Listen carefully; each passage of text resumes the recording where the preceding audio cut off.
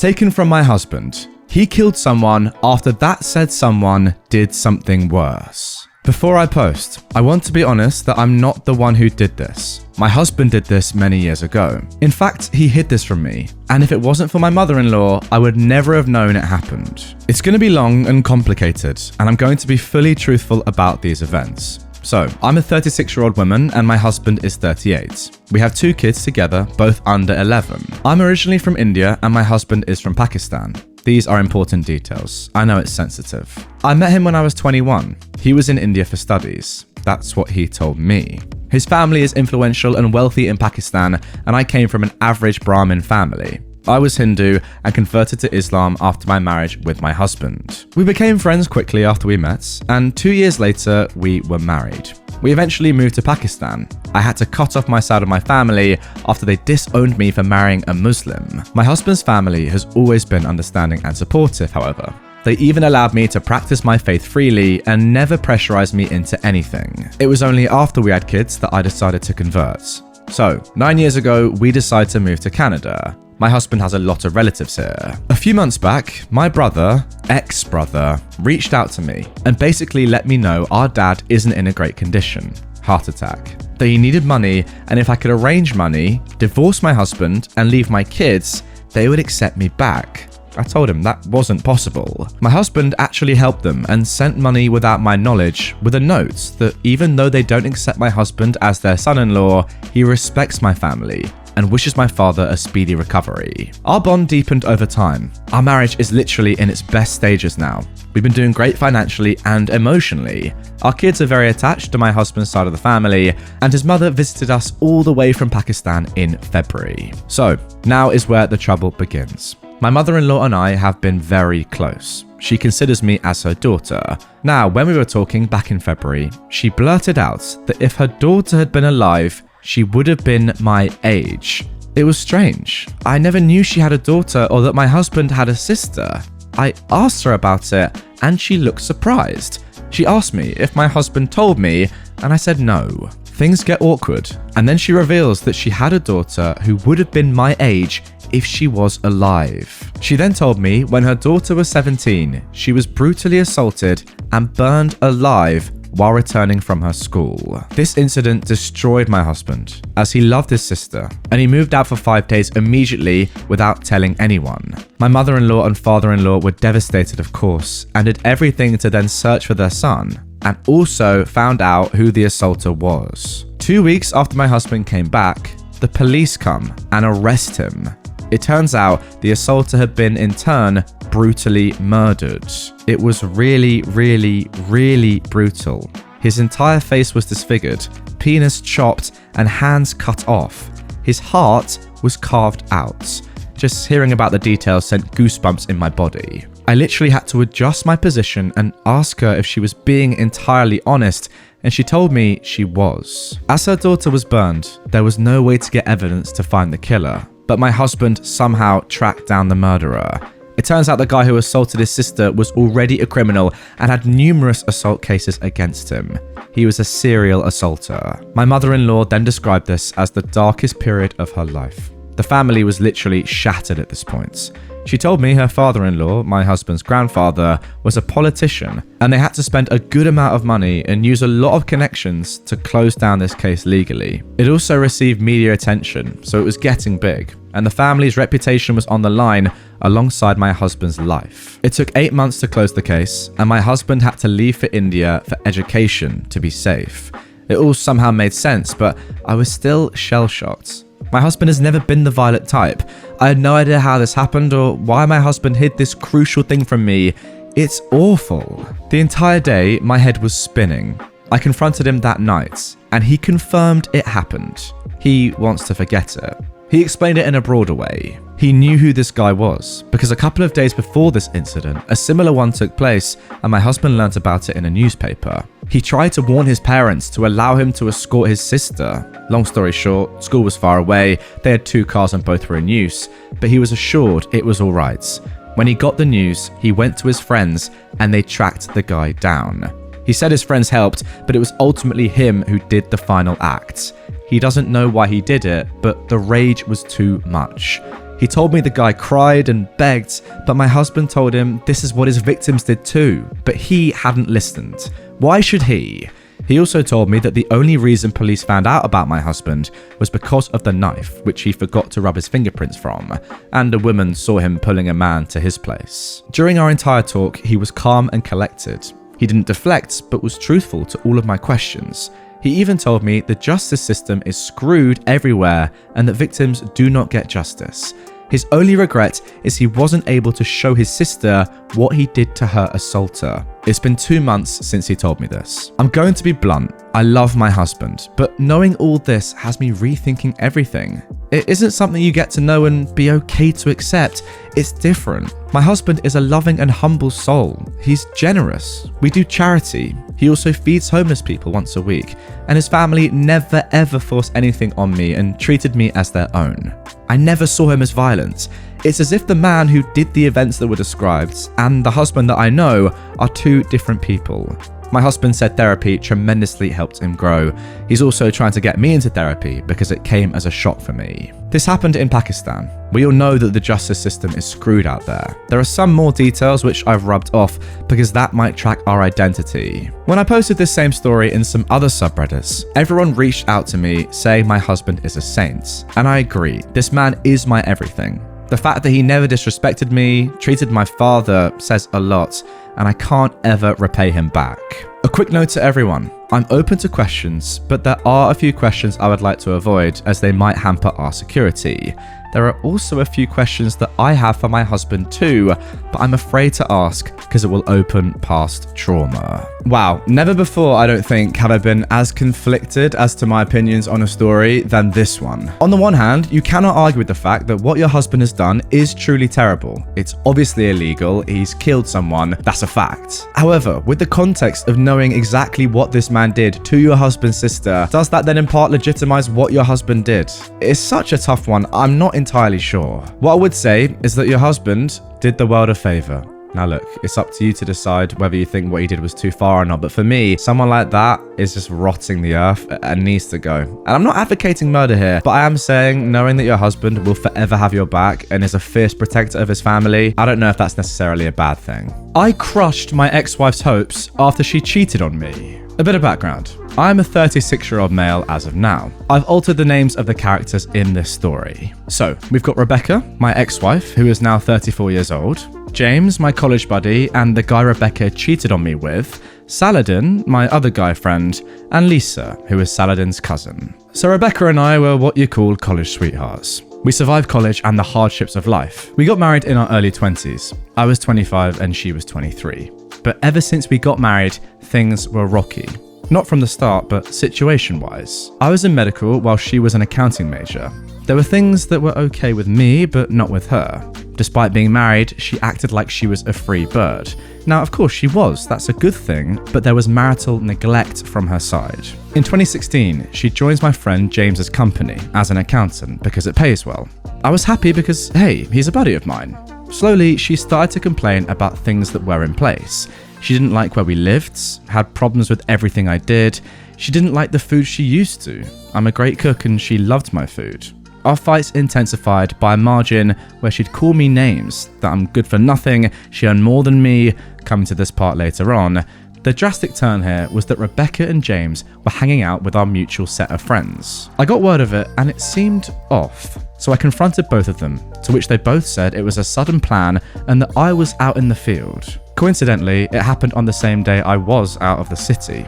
They might have planned it beforehand, I'm not sure. Come 2017, the year my marriage blew up.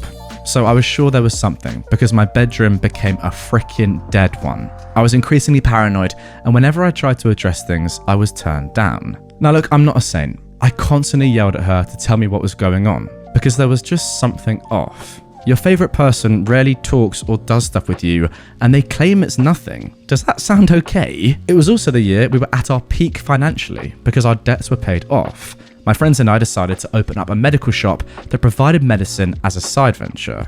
So, one of those friends was Saladin. He proposed that we celebrate the opening at a pub. When we go there, I noticed a girl that looked exactly like Rebecca. She was dancing with another man, and it was quite dark. I get a closer look, and lo and behold, it's Rebecca and James dancing hand in hand. I wasn't too bothered because, hey, they're friends. I was here with my colleagues and she was there with hers. But it was bothering me. I decided to send her a text asking where she was. She's usually on her way home at this time. She told me she was already at home. Now that was a red flag. I told her to stop lying because I could see that she wasn't. I could clearly see that she was getting paranoid, and then she told me she was on her way. I noticed she left the pub afterwards. That night, when I got back, I asked her about James. The look she gave me was as if she saw a ghost, because she was not expecting that question. That look was what told me something was definitely up. If you ask your significant other about a friend, they should act normally, but the way she acted was abnormal. That night itself, I snooped on her phone. Curiosity was killing me. The password was changed, so I couldn't get in. The next day, I saw her password over her shoulder and snooped it. There were hundreds of thousands of texts right there. Countless nudes, calling him daddy, degrading comments. My wife and I had made a vow to each other that if there was ever anything we needed to explore, we'd be transparent to each other. She'd broken that vow. She confided in him how much thrill she felt that night at the pub. I went through everything. What hurt the most was that she herself told me if one of us ever got bored of the other or needed to spice things up, we would let each other know. She destroyed everything. I couldn't look at her the way I used to anymore. I cried that night and confronted her stupidly without any evidence the next morning. She yelled at me and stormed out after telling me I was abusive and insane. She told all her friends that I was abusive. That afternoon, they created a messenger group where everyone ganged up to troll me. When she came home that night, she told me she was in love with James and wants a divorce. I told her to talk first, but it turned into her berating me. I yelled at her and she called the cops. I was asked to spend the night elsewhere, so I went to my sister's. And when I returned the next morning, James's car was there. He'd spent the night here. There was nothing needed to explain. He was doing it on purpose. Heck, she was doing it on purpose. I went to see a lawyer. As we didn't have a prenup, she already filed a complaint about me being abusive. It wasn't looking good for me. Not once, though, did she try to apologize. Not once did she try to make amends. Our country law doesn't count infidelity as a fault, so even with that, she's entitled to half of my everything. But her complaint can sew me up. A few days after that, when I was still living with my sister, I tried contacting Rebecca, but she wouldn't reply to me. Rebecca hit me up, telling me we should get divorced, and that was it. 12 years of relationship, 4 years of marriage, and she ends it with a text. I was freaking convinced that James was taking my place. She handed me the divorce papers. Everyone from our friend circle was convinced that I was a freaking abuser and James was her savior, that she did the right thing to cheat on me. We were officially divorced during the start of 2018. She was already dating James openly during our divorce. He was her life. I lost my job, my house, my reputation in her little affair. I had to change the city I lived in, move someplace else to restart again. My pal Saladin helped me massively in that fresh start. He got me a decent paying job that was nowhere like my previous one, but it was better than the rest. We became close buddies while I was working to earn back what I once had. Dating life was over for me. I just couldn't trust anyone. It was a complete non-contact between me and Rebecca. The last I heard, she moved in with James and they were doing great. Cue the revenge. At the end of 2020, my life was actually blowing up. COVID helped our cause with broken backs but filled our pockets. Our pharmacy venture turned huge, so I was able to make a lot of money. I met a friend of mine from whom I got a tip that James and Rebecca were done. James had cheated on her and left her, but Rebecca had a child with James. He was absent since birth, so he didn't sign the birth certificate, so Rebecca is raising that child as a single parent. She tried dating, but she wasn't over me or James. The audacity. Part of me was happy, but gosh, I really missed her. I sent her an email asking how she was doing. She wasn't expecting to hear from me. We exchanged mails and reconnected. Our first meeting was in 2021 after several years, and she looked awful. She gained weight, lost the charm, and looked utterly exhausted all the time. Frankly, just her look made my blood boil and triggered me. but I also wanted to take my revenge on her. Life had already done that on my part, but hey, I'm a butthole. I wasn't done with her. She told me about James and reopened the earlier wounds. I got my closure, which made me feel a bit better, I guess. She said she was sorry. She wasn't thinking straight. What was she doing? James had poisoned her mind against me. I told her I would forgive her if she comes clean to everyone and clears my name. To be fair, she did that, losing a lot of friends, but she deserved that. My name was clean. She wanted us to date again. Clear words made me raise that butthole James's child.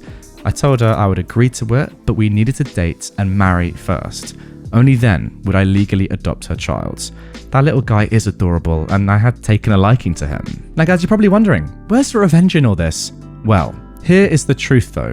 I was already seeing someone. It's pretty safe to say I was cheating on that woman with Rebecca. She was a client of mine from a different country. We were in a long distance relationship. Rebecca and I were living in different cities, so I never moved in with her. But I played it well, saying I needed to travel for business. So, in reality, I was only getting Rebecca's hopes up to then crush her like she crushed me. We were getting intimate, but condoms were used. Rebecca felt that she'd found love again. I pushed her to therapy to get her to be normal again. Everyone was commenting how she was getting more happy with me. She'd praise and then say sorry, do little things for me that she used to when we were married happily. Trust me when I say, I did have a lot of emotions attached to this woman. I actually considered the revenge, thinking if it was a good thing to break her heart. She could be traumatized for life. But she had never thought of my heart when we were married. So why should I think of hers? Her birthday was coming up last year, October. Lockdown was eased, and my someone, her name's Lisa, was in my city. For the birthday gift, I grabbed Rebecca for ring shopping. She picked out her favorite ring and got it wrapped. She was elated because of that. That night, she came up to me, crying that she was sorry for ever hurting me. She looked genuinely remorseful, but I had no feelings for her except indifference. Lisa was Saladin's cousin. I'd already told her everything beforehand. Now, she was against my revenge idea, but I managed to convince her somehow. She was uncomfortable with it, but understood that I needed to go through with it. So, on Rebecca's birthday, I drove her to our favourite spot when we were married. It's a nature's place. Lisa was already waiting there. I then introduced Lisa to Rebecca, saying that Lisa is my girlfriend. Rebecca went white and asked me what that meant. What am I then? I introduced her to Lisa as Rebecca, my ex-wife and friends with benefits. And there and then, I proposed to Lisa with that ring. Rebecca went nuts and started yelling, to which I replied, how the F can she expect us to work out when she nuked us? I'm never dating a dirtbag like her again. She asked me again and again if we meant nothing, and I told her, nope. Sleeping with her was just compensation for the pain. I got her to clear out the pain she put me through. Lisa was holding me back. She saw Rebecca was hurting. I told Rebecca that she needs to leave. She told everyone that I cheated and I was a butthole. This time, I took it as pride. Everyone had seen the dirtbag that she was. She had cheated on me and made me pay a high price for a falsified abuse. Now, she wants me to raise her kid and date her? The last we connected was in December of last year. She wrote me a letter saying how sorry she is because she can't imagine putting me through the pain that she'd already put me through. She hoped I would live a better life. The last I heard, she was completely uninterested in dating. She looks awful. As of me and Lisa have stopped dating. There were differences between us. Wow, the only person I feel bad for in this story is Lisa. You know, what can you say? It kind of needed her to take the shrapnel, but it is a little bit harsh on her. You can't argue with that. What I would say though, is the rest of it is completely justified. Annoying that Lisa had to be involved, but the rest, lovely and justified. What I'm waiting for now is Lisa to post on r/NuclearRevenge. If you're out there listening, come on, give us something. It's your time to shine. I would say that in general, everyone in this story is not great. It's like, you know how bad it is to be cheated on and you've just done the same thing. It's not great, is it? I don't know. Is it worth it? Is it fair that because she did the thing to you, you do it to her? I'm not sure. The only geezer that I love out of this is Saladin. Nice man. That's all I can say. And I tell you what, if you're a nice person like Saladin, then I know that you would click on this playlist of all my revenge episodes. If you want more unbelievable revenge stories, then they are all in this playlist. So go ahead, do yourself a favor, do what Saladin would do. Click it. It's also down in the description and in the pinned comment if you're watching on YouTube. With that all being said, hope you enjoyed, and I'll see you all tomorrow for another episode.